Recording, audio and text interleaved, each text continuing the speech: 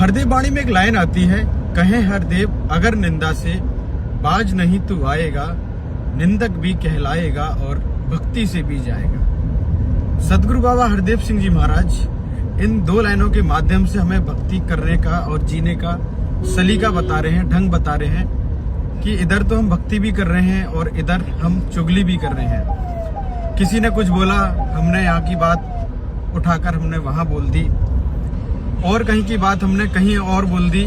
तो बाबा जी जो है वो अपनी वाणी में यही बोल रहे हैं कि अगर हम भक्ति के साथ साथ ये काम भी कर रहे हैं, निंदा भी कर रहे हैं, चुगली भी कर रहे हैं, तो फिर हम वो कार्य कर रहे हैं जैसे अगर कोई महिला घर में खीर बनाती है और उस खीर में वो बादाम भी डाल रही है, छुआरे भी डाल रही है, जितने भी ड्राई फ्रूट्स हैं उसने सब डाले, और लास्ट में आकर उसने उस खीर पर राख डाल दी।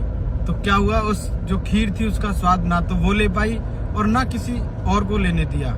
ठीक इसी प्रकार जो भक्ति है वो केवल समर्पण का नाम है, उसमें ना कोई शर्त होनी चाहिए, ना कोई किसी की निंदा चुगली। क्योंकि अगर हम भक्ति भी कर रहे हैं और अगर निंदा चुगली में भी लगे हुए हैं तो यहाँ हमारे दो नुकसान है।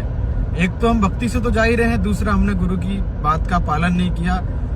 हमारे ऊपर एक पॉइंट उठ जाता है कि हम निंदक भी बन जाते हैं। तो सदगुरु बाबा हरदेव सिंह जी महाराज केवल इतना सा समझा रहे हैं कि अगर भक्ति कर रहे हैं तो निंदा चुगली, वैर, ईर्ष्या, नफरत, इन सब से बचे रहें और औरों को भी बचाएं। जब हम खुद नहीं करेंगे तो हम औरों को भी रोक सकते हैं, जब हम ही करेंगे तो हम किसी को नहीं रोक सकते हैं।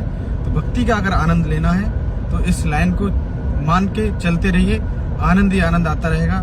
वीडियो शेयर करके मुझे भी फॉलो कर लीजिएगा ताकि अपने मन की बात मैं आपसे ऐसी साझा करता रहूं। फिर मिलता हूं। जय हिंद, जय भारत।